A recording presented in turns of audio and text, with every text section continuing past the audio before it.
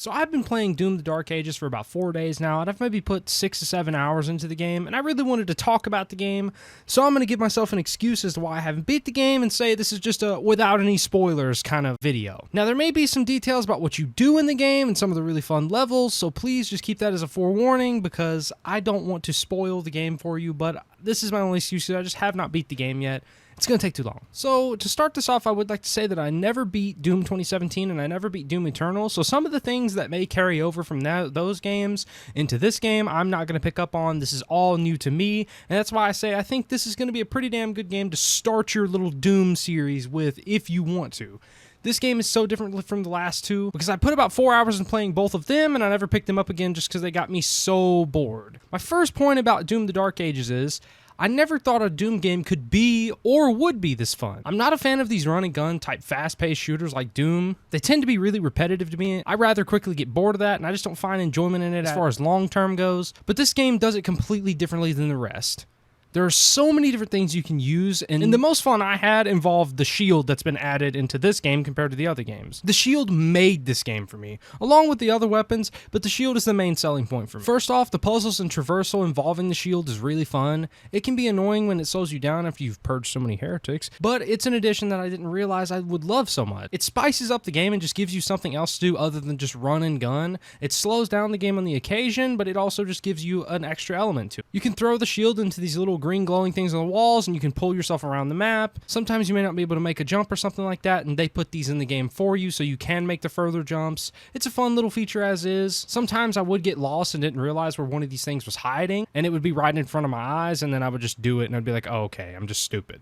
The best part of the shield, though, is the combat side. There's so many different things you can do with it, man. Like throwing it like a frisbee into a little shit-eating goblin's head, flying into the weakest link at Mach 1 to kill like 60 of them in one little swift flying motion. When you hold right-click, it locks on to just pretty much the first target you can shoot into with the shield, but it kills like everyone in the surrounding area. The shield is just such a refreshing thing to use in the game, instead of just point and clicking like all these other Doom games have been in any game like this. One of my favorite features is also the parrying. I find myself using the shield so strategically because I kind of dance around the enemies on the incoming attacks and I parry the shit out of it. Some of these attacks you'll see these little green glowing or red glowing orbs, or it'll be a mixture of them. The green glowing one's always what you want to parry. And it's just such a fun thing to do. And these parrying attacks do a lot more damage than your base model gun. So if you parry pretty much every attack, if you're someone that uses a shield in fucking Elden Ring, you're probably gonna have a great time with it. Even if you don't use the parrying feature, this shield is so vital to me where it decides if you're going to live or die most of the time. If you throw it and don't get it back for a few seconds, it can be the death of you. If there's a big dog creature walking you down and you throw a shield into him, stun locking him, eating his frontal lobe with the saw that's built into it, it can save your life. It saved my life many of times. Because it would buy me 5 to 10 seconds to either reload my gun or look for heals. And I just think it's the best addition to these games I've ever seen or I could have ever even imagined. If it ever goes anywhere, I'm going to be pissed and I don't think I'll ever play another Doom game because this is my favorite part. It just adds something different to the combat. Instead of just point and clicking, instead of just walking around trying to dodge bullets, you actually have this extra element to it of parrying and blocking, and there's so much more to it than just the baseline words that I'm using here. Now, I will say the game does have a good variety of weaponry. It does stand out on its own. I'm really not sure if most of these weapons are in the other games like Doom Eternal or 2017 Doom, but they're really enjoyable. One of my favorite guns is what I call the harpoon. I don't know the actual technical term, but it shoots this big bolt and it can knock down pretty much the biggest enemies in under 10 shots if you land every shot to its head. And it's really fun to use. It doesn't have a lot of range, but it has very high damage output. And I've always been more of a damage output instead of a quantity output. So things like the double barrel in this game, and that is like my go-to combo. There are other weapons in this game like the Gatling gun that I find really fun because that one it does high damage, but it also just feels very satisfying to use. You hit something 20 times and it's dead. It's very powerful and strong. One of my favorite guns also sprays in this really big line.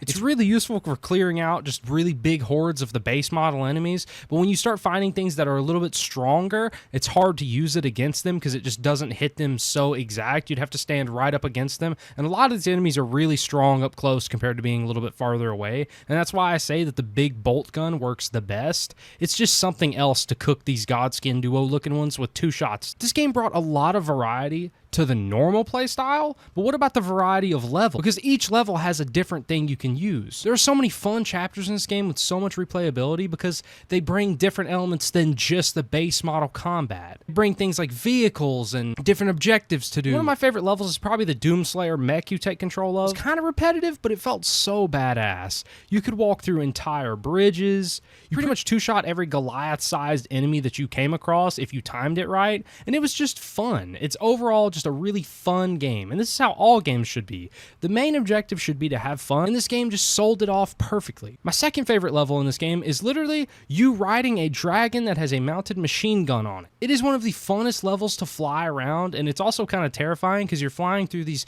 tight tunnels. It's kind of hard to see if you're blind like me because I can't really see in the dark very well. I nearly ran into a damn wall. Super addicting to go and land on these ships that you shoot down and then go in your normal style combat and then go back to your dragon, hop back on it, and then go rip shit apart on it. Now, the parrying when you're on the dragon wasn't my favorite. I got used to it, but it wasn't fun. It was kind of tedious in a sense because it just felt very awkward. Once you aimed in on something, then you use WASD to go up, down, left, right, and then you was having to hit space in whichever direction you were going. Like you would hold W and you'd have to go up instead of going forward. It was just very confusing, but I got a hold of it. Another thing about this level I didn't care for, but I also, again, had a bit of fun with was traveling from objective to objective. All the rooms are kind of designed the same. You're just fighting a different boss every time you go in these little rooms, and it's not bad. It just gets a little tiring, especially since there was like 5 or 6 of them, and they were all really strong bosses, so I got a little bit mad. I got my shit cooked pretty much in all of these rooms at least once. And that's one of my biggest gripes about this game. This has to do with a different level, but some of the boss fights kind of pissed me off. They aren't bad or anything, but it just made me so mad. For example, there was this one level where the main boss was just invulnerable. And I'd be fighting in this area where you have to kill like 10 other bosses